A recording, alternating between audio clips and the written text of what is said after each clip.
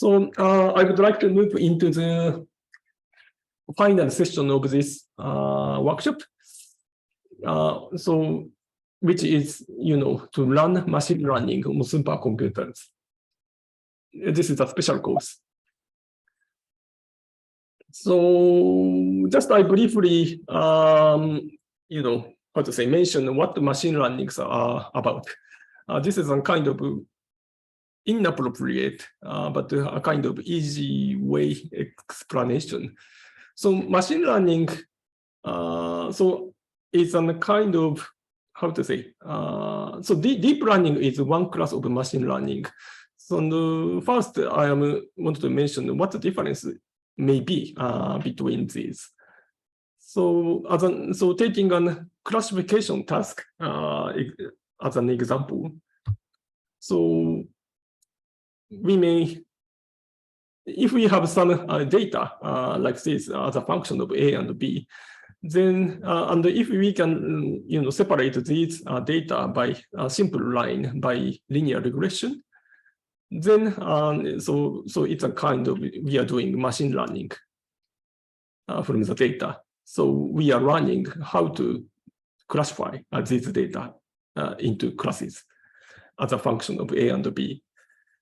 But sometimes these classes are not directly corresponding to these chosen variables A and B, and there may be a nonlinear relationship, hidden relationship between the feature values and classes. So a kind of nonlinear. We would separate these data by nonlinear functions. So here, deep learning is sometimes able to classify these non-trivial nonlinear relationship between the classes. And for tools, so I would like to mention the tools for machine learning. So majority of the machine learning is using Python. We do not find many cases where C or Fortran is used for machine learning. So first question is why it is. So because the Python has a simple syntax languages.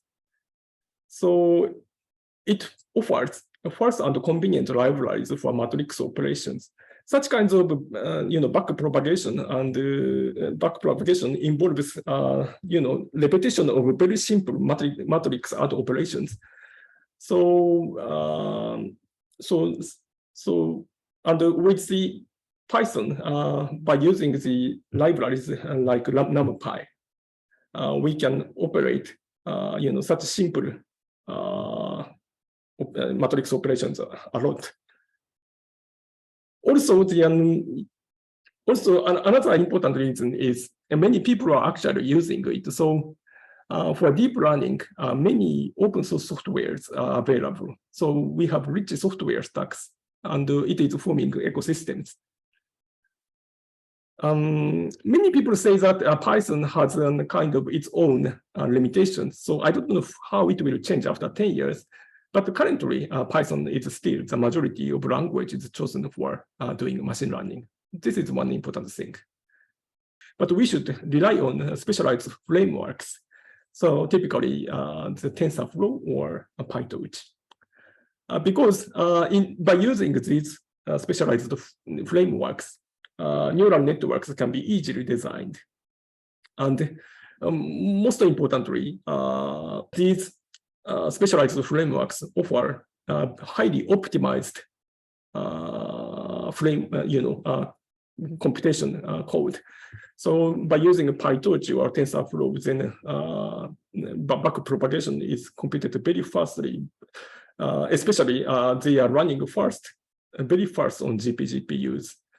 So in comparison to typical CPUs, it runs tens of times faster, typically 50 times faster than CPUs. And also by using specialized frameworks, we can easily implement parallel learning. So we can use at once many GPUs to perform one deep learning task. This is important for conducting machine learning on very big supercomputers. And so we are typically relying on, as I said, PyTorch or TensorFlow, or other typical packages involves Keras, Caffe, or previously Chainer was very useful framework for deep learning. So again, I say that we usually rely on specialized frameworks for machine learning. And I just mentioned relationship between machine learning and GPUs. So as I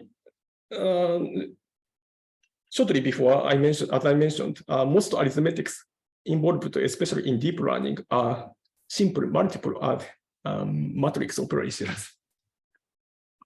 So such kinds of simple operations have some affinity with three-dimensional graphic processing.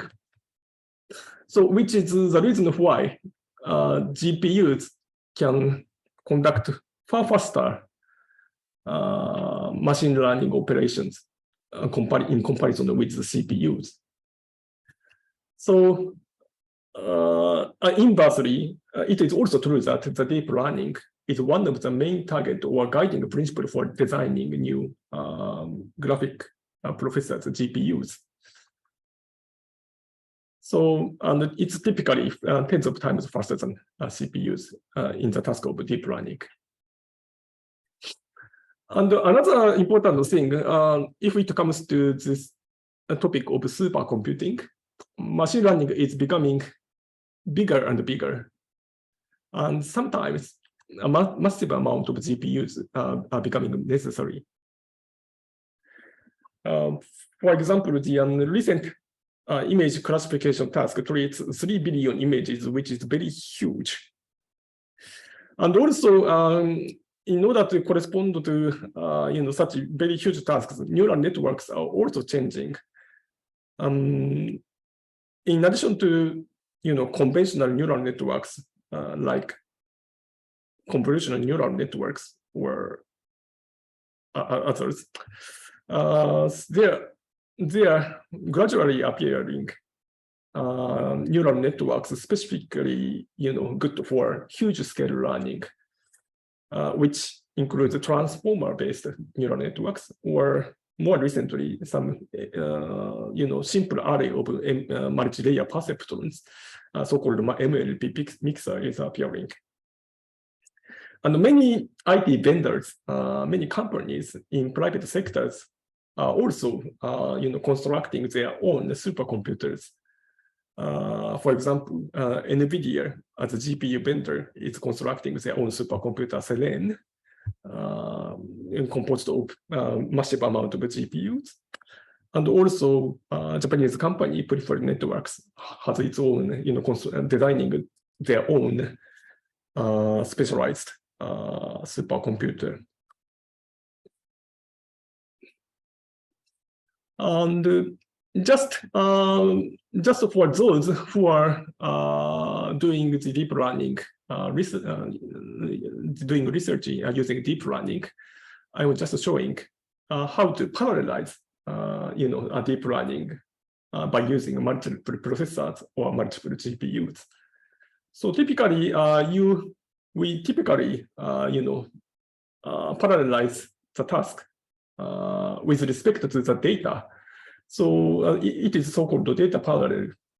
So in this way of parallelization, we copy the neural network model so I assume each GPU is having the same structure of neural network models. So we are copying the neural network models on the GPU device memories. And then we divide the data for running into the number of, so we divide the data into, for example, 4 when we use 4 GPUs.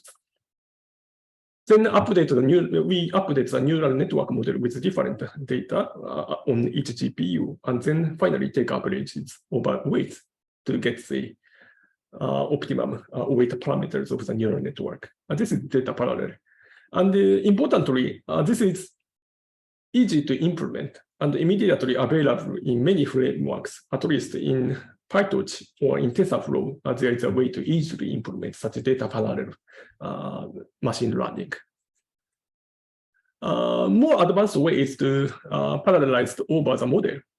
So this in this parallelization, we divide the models into different GPUs, for example. So, for example, GPU number 0 operates a part of the network, and GPU number 1 operates other part of the network, and blah blah. This is actually requiring a complex communication should be implemented. So some expertise are required. Some features are available in PyTorch on such model parallelism, but it is, generally speaking, it's still difficult to fully use such model parallel deep learning. So today's topic is to learn how to set up the environment on supercomputers for deep learning. So we will learn how to run deep learning on Oak-Bridge CX by this hands-on. So first, please get prepared for your OBCX system. So you can get after logging again into the OBCX, and once you can patch your module, then you can move to your home directory.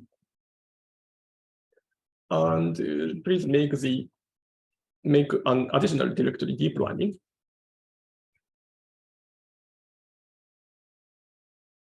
Right. Yes. Okay. Then please get prepared for the next stage.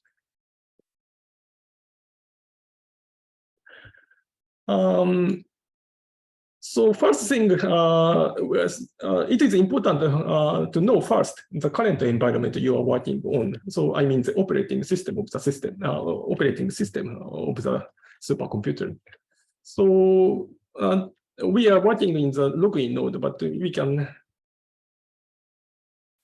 know the version of the operating system by viewing this block version. So it says that it is Linux kernel 3.10, a bit old one, because currently Linux version 4 is typical. So one problem arises because the version of the GNU compiler is old. So default compiler is GCC 4.8.5 on Oak-Bridge CX.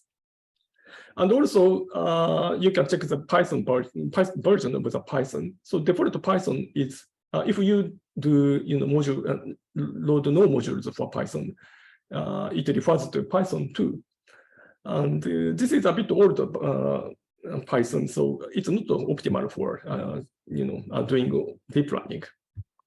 And as a default, Python 3 cannot be mentioned. So because we are using, so this old Linux kernel is from the Red Hat Enterprise Linux 7. This is the operating system we are using.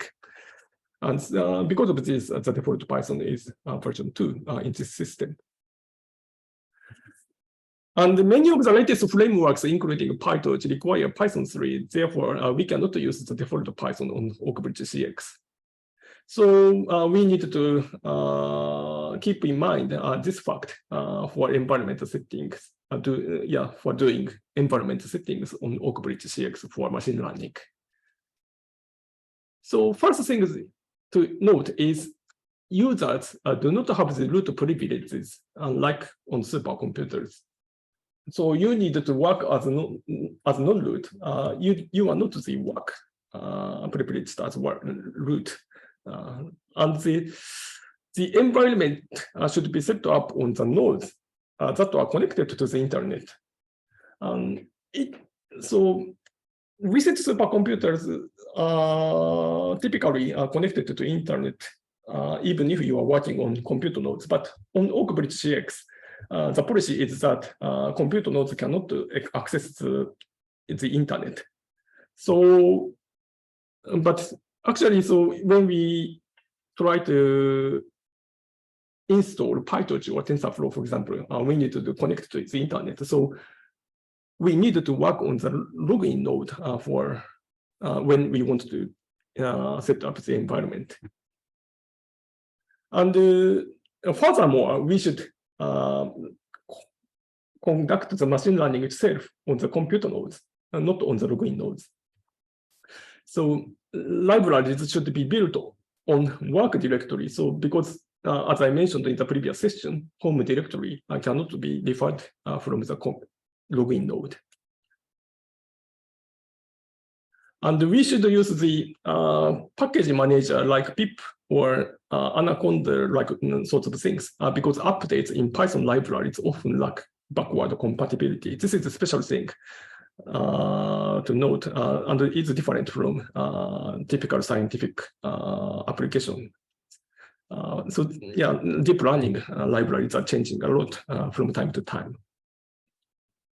And we have the choice of using the virtual environments. If you, how to say, so it's important to set up the virtual environment because from time to time, from task to task, we need different sets of packages because of this lack of backward compatibility. So, so from task to task, you need to, prepare an environment which is specifically arranged for a specific task.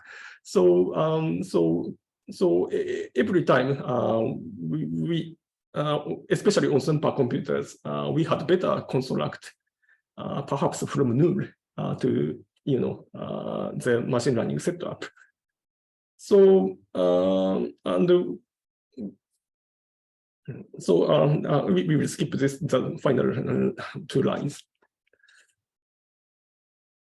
So just we proceeded to set up the Python, but if you have any questions up to now, please let me know.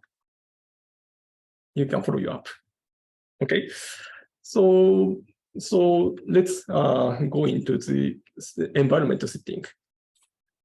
So first, again, please verify that you are working in the work directory, work ZT00 deep learning. Then first, a module purge all the modules. Yeah, no module files are currently loaded. Then load Python 3 as I mentioned. Then we set up the package manager. So in this tutorial workshop, we will use pip package manager. If you are usually using Python, maybe you are familiar with pip package manager. And if you are a beginner, please to choose option 1. You have 2 choices. One option is to use the pip3 user install. This is for beginner. And if you are experienced with doing machine learning with Python, you can choose option 2. So in option 2, we will construct a virtual environment, so which I have mentioned. So from time to time, we can prepare different machine learning environment settings. So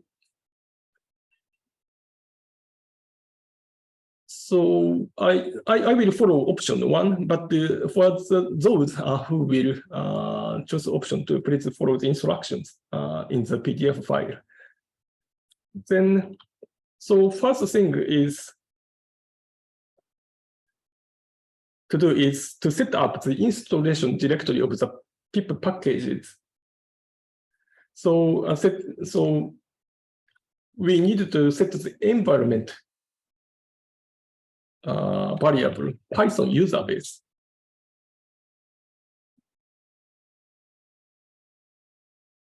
And so we will specify where the Python local libraries will be installed by pip package manager. Of course, we can just copy and paste, but I will type. Of course, you need to change your ID into your own user ID. Then enter. You can confirm whether this environment variable is appropriately set or not by echo command like this. Okay.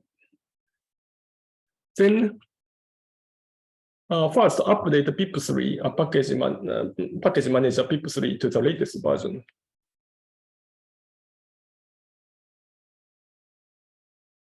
So I am updating the pip command. Yes. So we can ignore the error warning message.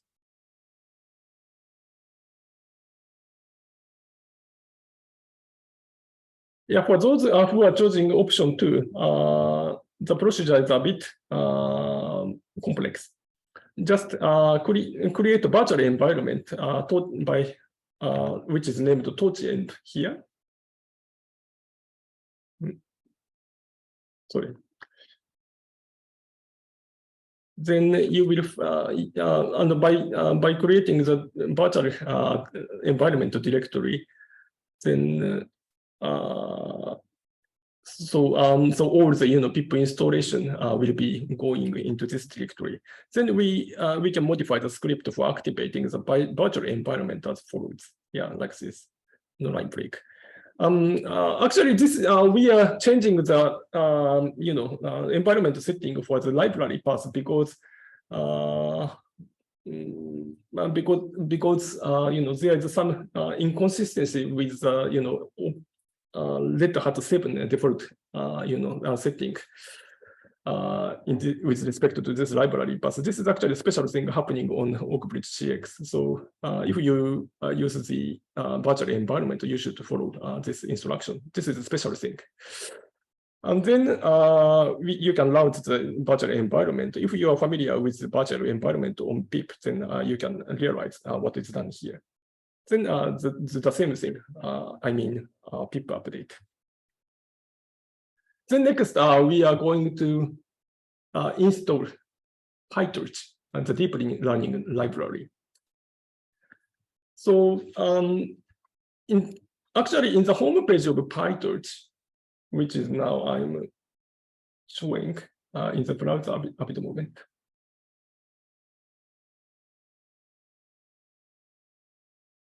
You can get instruction on how to install PyTorch depending on your system.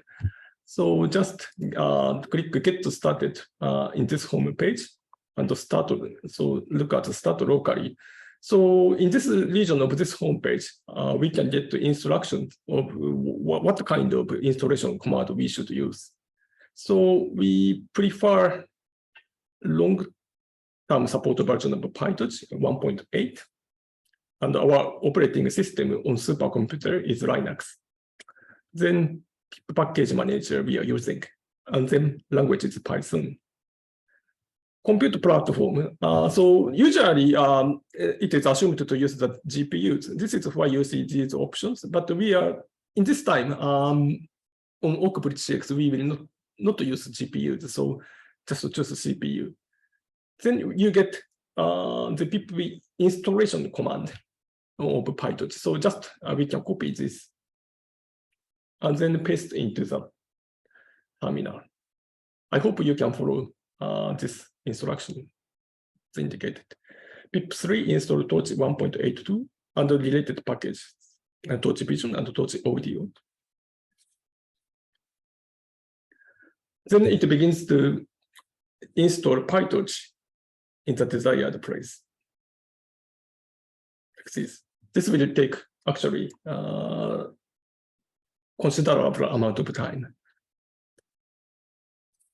So today we will run a typical image classification task, which is called fashion MNIST, and written in PyTorch tutorial.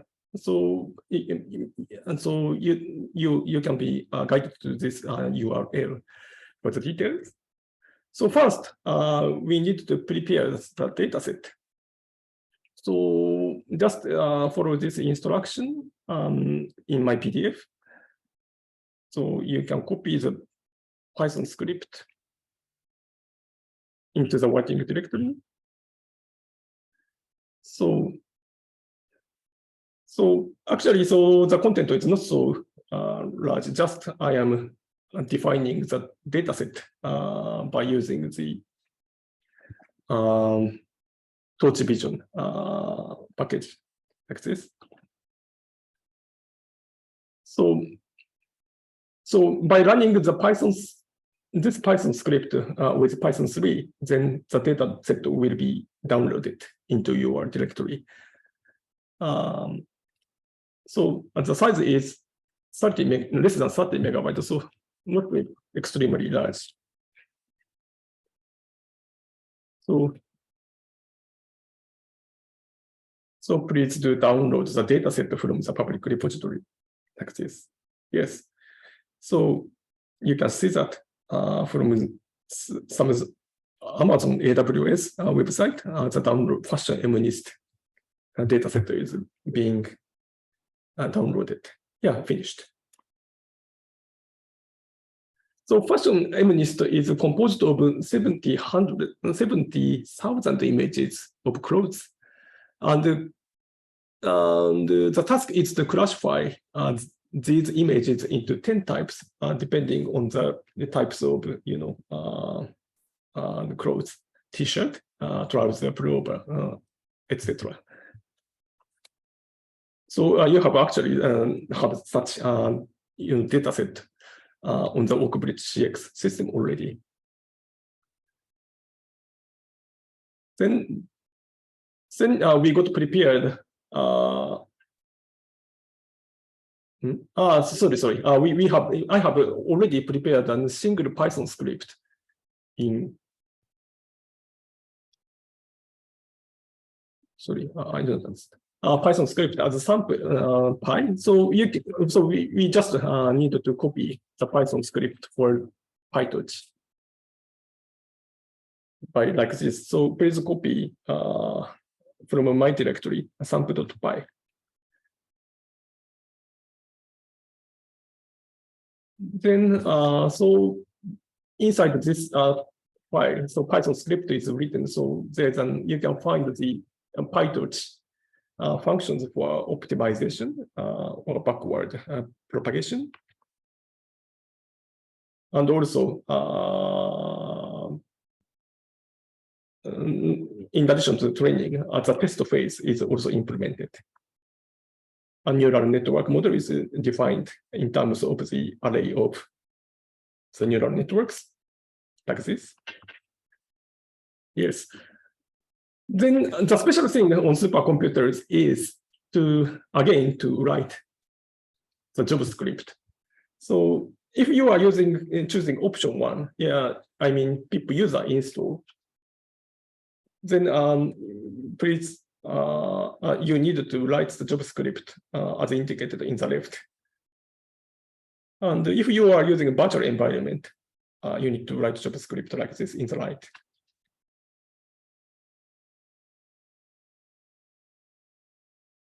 So I forgot with so this JavaScript should be prepared by you. So you can just copy from the PDF like this. So launch editor and copy and paste.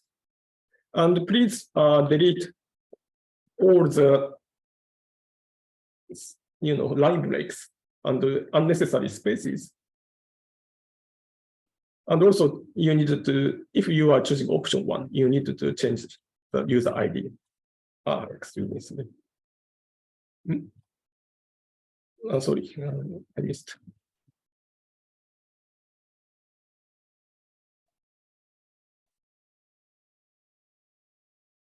So something weird is happening on my environment at the moment.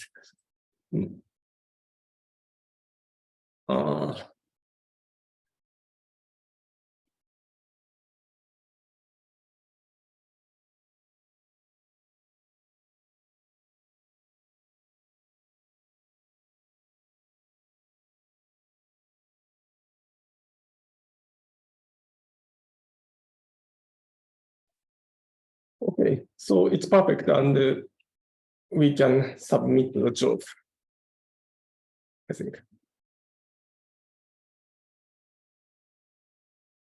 So in the JavaScript, if you are especially using, choosing option 1, it is important to notice that you are again specifying the user directory where the Python packages are installed by Python user base environment variable. And so every time because you have set up your Python environment in the login node, but you actually conduct machine learning on the compute nodes.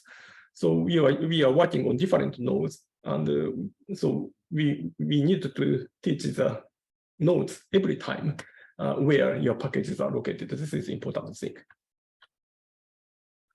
Yeah, this is also the same in option 2. So we need to teach where the virtual environment of your machine learning is set up in when you are submitting the JavaScript. Do you have any questions up to now? So just, I believe that all the jobs have finished. So just, I want to just, confirm the result of the learning. Where? I forgot. Result.txt, yeah.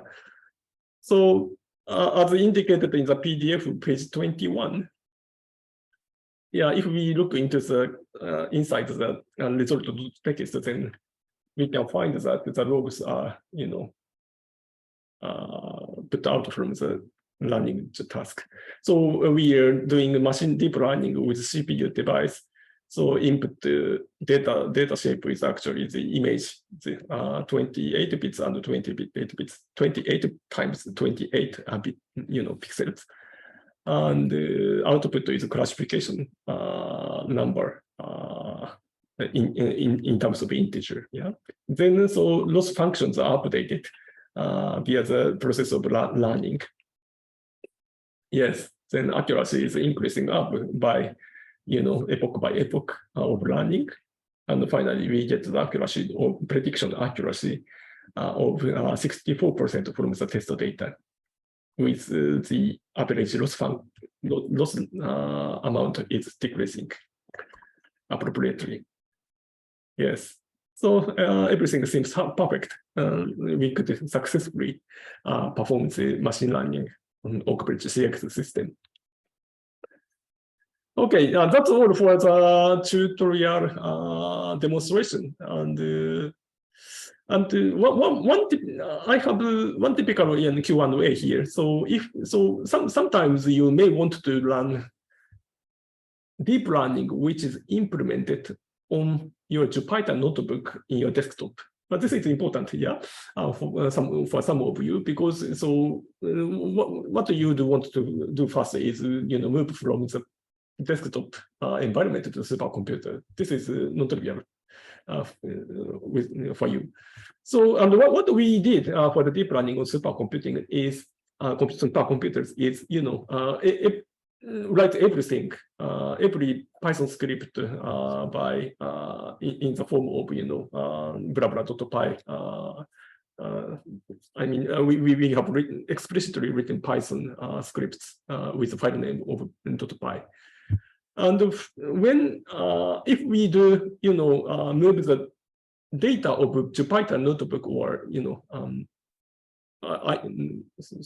Jupyter lab or something, so probably you can find the file which is named I want to a pointer, but it's not displayed. So in your desktop, you can try to find your Jupyter notebook with the extension of .ipynb. So this is your Jupyter notebook. Then on your desktop, you can try to run. It's not necessarily on the OP6, but you can try to run Jupyter NB convert command. And then you can get so actually the Python scripts with the extensions of .py will be generated. So they can copy you can copy these Python scripts onto the work directory of the Oakbridge CX, then run it in your JavaScript. This is how to run your Jupyter notebook. One easy way to transport your Jupyter notebook into the supercomputer. And also on Oakbridge CX, it's not available, but on Wisteria BDEC01, a newer big system, Jupyter Hub interface is partially available. And Python script can be, Jupyter notebook can be, moved into this system, and you can directly submit the jobs from the, interface of Jupyter notebook. This is another option to transfer. Anyway, so it's possible to transfer your Jupyter notebook onto supercomputers. And if you have any troubles, you can ask questions to me by email. Then I will try to answer you and resolve your problem. So, okay, so I would like to close the session. And if you have any questions, remaining questions, please remain in this session and ask me, please.